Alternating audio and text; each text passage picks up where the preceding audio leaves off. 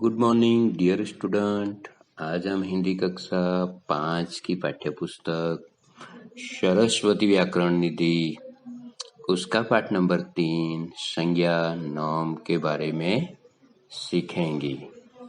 तो आइए बच्चों, पाठ नंबर 3 संज्ञा, पेज नंबर 19 पर देखिए। आइए चलिए बच्चों, देखिए आपके सामने स्क्रीन पर एक चित्र दिखाई देता है जिसके अंदर एक गांव का चित्र दिया गया है, जिसमें एक घर है। घर के पास एक रास्ता है, मंदिर है, सामने पहाड़ है, बहुत सारे पेड़ है। देखिए मकान के अंदर जो गार्डन है उसमें जो माली पानी दे रहा है, ठीक है, फूलों को पानी दे रहा है।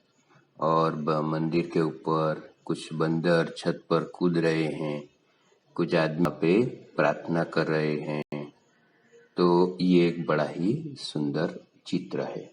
अब इस चित्र को देखकर बहुत सारी चीजें इससे हमें पता चलती है। तो यहाँ पे जो है देखिए, कुछ लोग भी है, जीवित लोग भी है, पेड़ पौधे भी है, पहाड़ी भी है, मंदिर है, घर है। तो यहाँ पे बहुत सारी चीजें हमें दिखाई देती है। आइए इसको हम देखते हैं कि ये सारी जो चीजें हैं वो कौन कौन सी है और उसमें क्या है।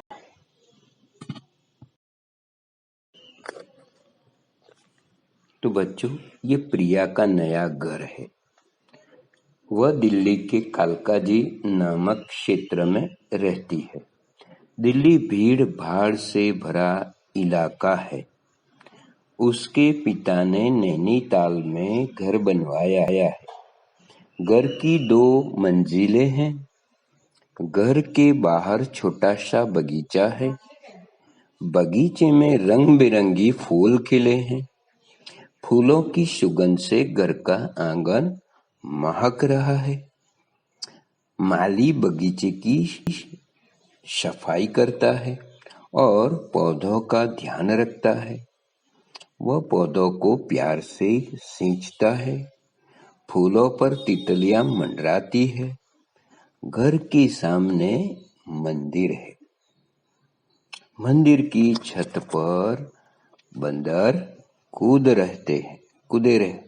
छत पर बंदर कूदते रहते हैं।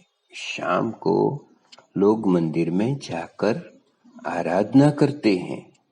बच्चों, ऊपर लिखे गद्यांश के रंगीन शब्द किसी प्राणी, वस्तु, स्थान या मन के भावों के नाम है।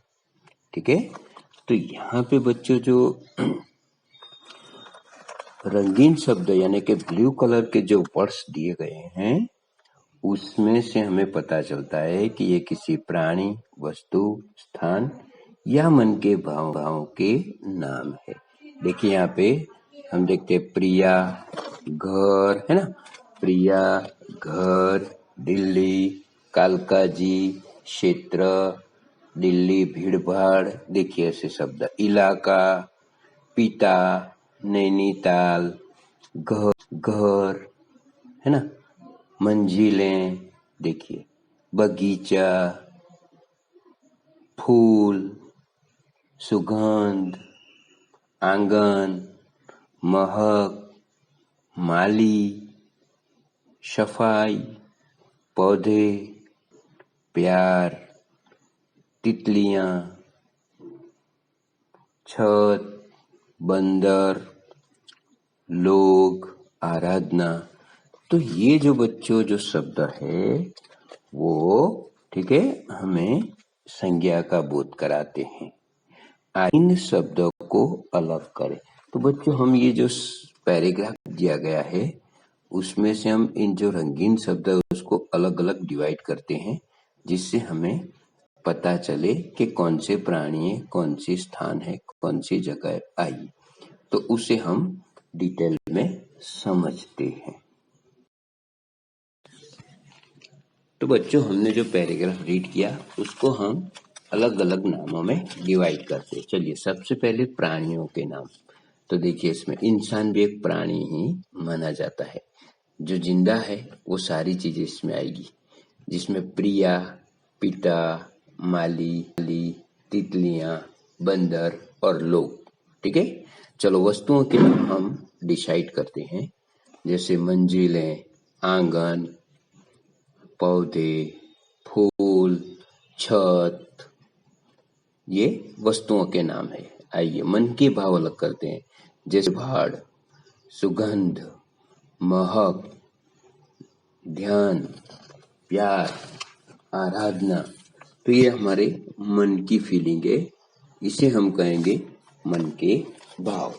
ठीक है, चलिए आइए देखते हैं स्थानों के नाम। तो जिसमें हम देखेंगे घर, दिल्ली, कालका जी, क्षेत्र, इलाका, नैनीताल, मंदिर। तो ये है स्थानों के नाम। तो बच्चों हमने इस पैराग्राफ को 4 भागों में डिवाइड कर दिया। ठीक है, अलग अलग नामों में। ऊपर लिखे सभी शब्द किसी न किसी के नाम होने के कारण संज्ञा है, अतः हम कह सकते हैं किसी प्राणी, वस्तु, स्थान या मन के भावों के नाम को संज्ञा कहते हैं। तो बच्चों ये उसकी डेफिनेशन है, किसी प्राणी, वस्तु, स्थान या मन के भावों के नाम को संज्ञा कहते हैं। ठीक है, तो इस तरह से इसकी डेफिनेशन बनेगी।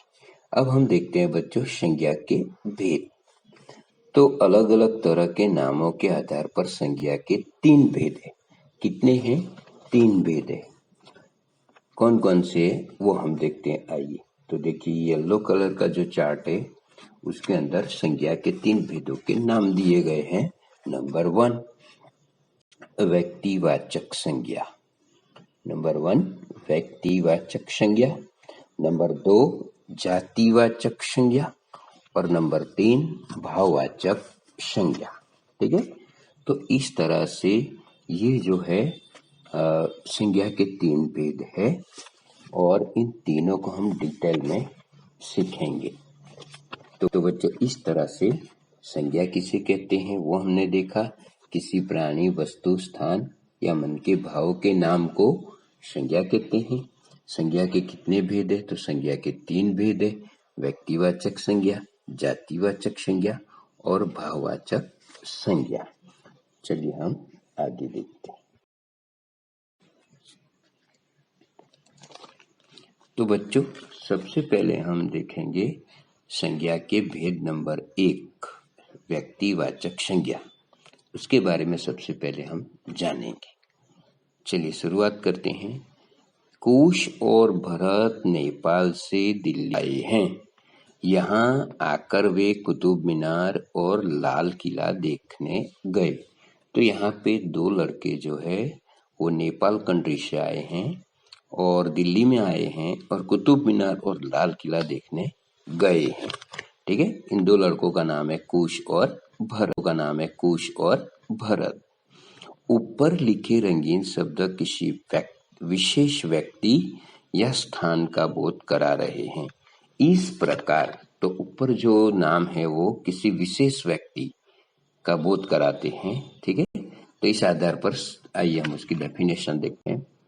किसी विशेष व्यक्ति, वस्तु अथवा स्थान के नाम का बोध कराने वाले शब्दों को व्यक्तिवाचक संज्ञा कहते हैं। ठीक है, किसी विशेष व्यक्ति, वस्तु अथवा स्थान के नाम का बोध कराने को व्यक्तिवाचक संज्ञा कहते हैं।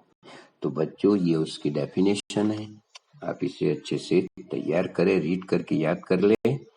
और अब हम देखते हैं व्यक्तिवाचक संज्ञा के एग्जाम्पल, अन्य उदाहरण। तो देखिए यहाँ पे भरत, राम, मधुर, दिल्ली, शिमला आदि जो शब्द है वो व्यक्तिवाचक संज्ञा का बोध कराते हैं। तो इस प्रकार किसी व्यक्ति, विशेष व्यक्ति, वस्तु, स्थान का जो नाम होता है उसे हम व्यक्तिवाचक संज्ञा कहते हैं। ठीक है, देखिए यहाँ पे कूश है ना, भारत, नेपाल, दिल्ली, शिमला, लाल किला, तो ये सारे जो है वो व्यक्तिवाचक संज्ञा के एग्जाम्पल है। ठीक है, ओके, थैंक यू।